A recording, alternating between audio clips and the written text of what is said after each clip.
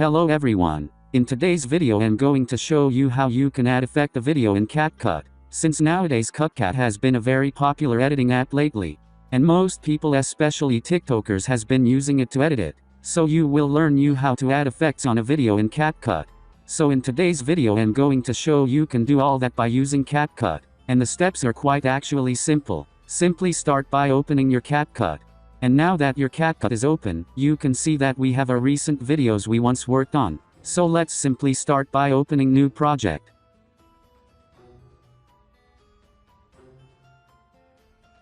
And now that the new project is open, you can see that we have been given the option to select the video you would like to add effects on. So simply select the one you like. And now as you can see your video has been opened in the proper tools for editing.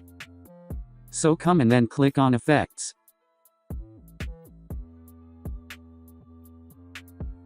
And then simply click on video effects.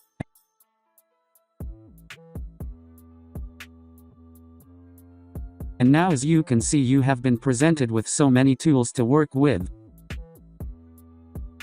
So this where it's all gonna be done. So simply select on any effect you like, and as you can see it will immediately apply. And if you tap on any other one, it will apply as well.